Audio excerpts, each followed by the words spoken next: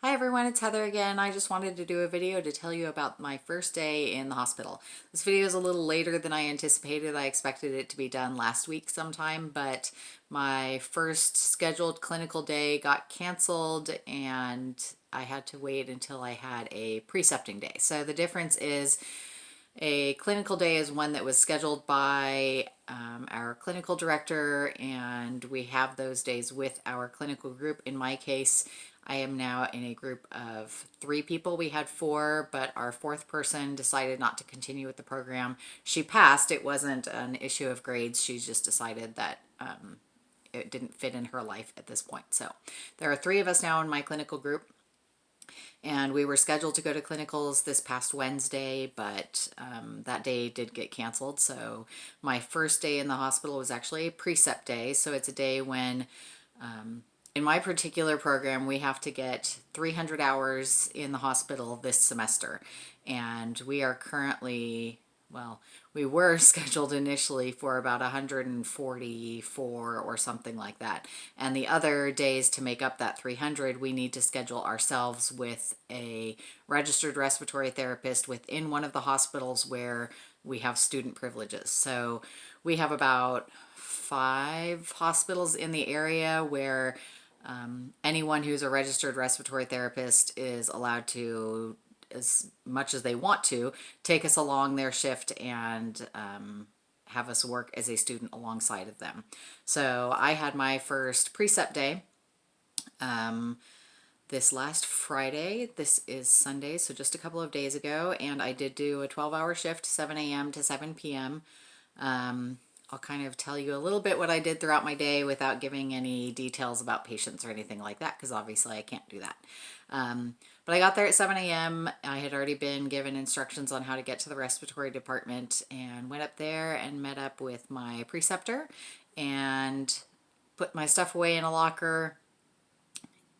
She gave me a printout of her patient list, the things that the patient she was responsible for, and details about them as far as age and chief complaint, what treatments they had going on, all of that information about the various patients.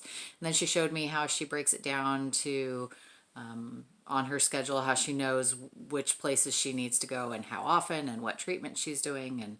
And then we left the department and went into the I'm going to be looking off into the space a lot because I'm trying to recall how my day went, and I'm really tired because I went to a thing the next day up in a city a couple of hours away and was all day doing that. So I'm really tired right now. But so we went and got all of the medication she needed out of the Pyxis machine, and then we went off and did treatments and all sorts of things. So what did I do? I did initially, we were doing a few breathing treatments, some inhalers. I did some basic assessment as far as listening to breath sounds and counting respirations for people who weren't on hooked up to a monitor. We had been told that a portable pulse ox wouldn't really be useful for us, but she said it absolutely would be useful, and I hadn't brought it with me because I'd been told it wouldn't be. But I will be bringing my portable pulse ox with me in the future because there are patients who aren't on one, or times when we had a patient who was being transported and wasn't hooked up to one. So I will be bringing mine in the future because I do think it will be helpful. The only things I actually took with me, so I had shown you everything that I was planning on taking or having available to me, and I decided to keep it simple my first day. So the only thing I actually took on my person when we went around was a small pocket notebook, several pens. I had my lapel watch, and what else did I have? I think that was really it. And my stethoscope, of course. Always bring your stethoscope. We've been told if you forget it, they can manage in some places, but some hospitals will apparently, the director said, no, if you don't have it, we're sending you home. But so anyway, so we did, I've got some stuff written down because I used this little pocket notebook to kind of keep track of treatments that I did, because at the end of the day, we have to fill out a form online that gives details about what things we did during the day, just to give an idea of what we're learning in our clinicals and precept hours. So I did several nebulizer treatments, both inline on Aerogen and by mask, or we had one patient that used a mouthpiece for their nebulizer.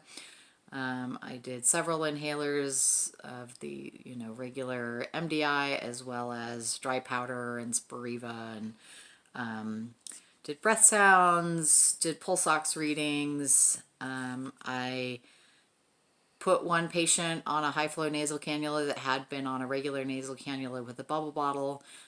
So I set up the high flow nasal cannula and put the patient on it, and then later came back and put an Aerogen on that high flow nasal cannula and got that set up so that the patient we can do the Aerogen for their treatments from now on. I did 2 ABGs. There were actually 4 potentials that I could have done. The very first one was a kind of a complicated patient and complicated blood draw, and ended up needing to use an arm. Anyway, ended up having to try and do a brachial using a butterfly, and so my instructor tried doing that. I was willing to try using the butterfly on a radial, but when it became clear that the radial wasn't going to happen and we needed to try a brachial, went ahead and had my instructor do that. And it turned out it just wasn't happening. This patient just, it wasn't going to happen. There wasn't going to be any blood coming out of that patient for any reason. They had already had multiple people from to try and pull blood for lab work, and no one was successful getting it. So didn't happen with that patient, but I did get an ABG on another patient on the floor, as well as a patient in the ER. There was a third patient that I could have done an ABG on, but my preceptor works in the NICU, and you can't go into isolation rooms of any sort, contact, droplet, airborne, whatever. You can't go into those rooms if you are working in the NICU. So if I had gone and done that ABG on the patient in the contact room, I would not have been able to go in the NICU. And so I opted to go back to the NICU rather than get a third ABG that day. I did not handle babies in the NICU. I'm not to that point yet where I'm allowed to do that. So I was just there to observe. I did help clean some equipment. I did help by switching one baby from a ventilator onto a high flow nasal cannula, but all that meant was some stuff with external tubing, because it wasn't anything where the baby needed to be handled. It was just switching from one machine to another. But I did help do that. And then I also got to observe a procedure for a patient who ended up needing to be bagged. So I did bag a patient while other stuff was going on. That was an interesting thing to do on my first day. It was definitely an unexpected situation. But overall, my first day was really good. Absolutely on my feet all day long. The only time we sat down was to take a lunch break. I was glad that I had my comfortable shoes, and they worked out really well. I think next time I will definitely want to bring my pulse ox with me. And other than that, I don't feel like I really had to have anything. I know that when we are there as a group, there's going to be a little bit more downtime, because she's only going to be taking, most people will probably only take one student into each room, and the other students are going to wait out in the hall, just so that you're not bringing in a group of people and overwhelming the patient with a whole bunch of people in their room. There may be times when that's appropriate, but other times where it's probably not going to be. So I may bring some other stuff with me when I'm going to a group clinical, just so that I have something that I can kind of be studying and looking at during times when another student is in doing assessment or nebulizer treatments or whatever. And it's going to be different with every clinical instructor and every preceptor. I'm sure everyone works a little bit differently.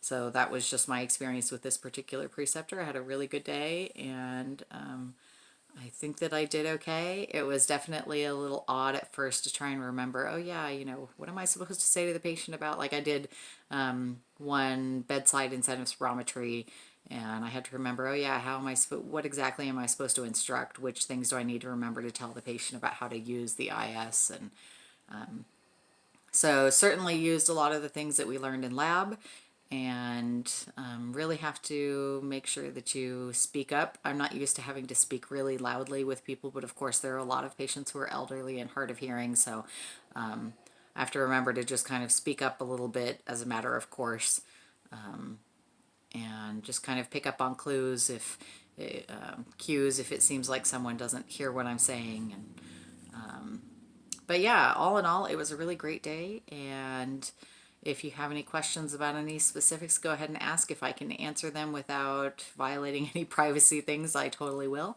And if you have recently started your own clinicals, I would love to hear how your first day or first week or whatever it is that you're doing has gone. I was scheduled for another clinical day this coming Wednesday, but that one's been canceled. So I don't have another precept or clinical day until almost the end of the month of January. So I don't think I'm going to pick up any other precepting hours between now and then. Most of the people who are willing to precept are already pretty full because there are currently in the entire program, first and second year students, we've got about 70 people. And so all of those people are currently trying to get their hours that they need. So everyone's pretty full for their schedule for January and February at this point. But I will pick up more precepting hours later in the year. And I think that's pretty much it. So comment if you have any questions or let me know how your first time at clinicals went. See you later.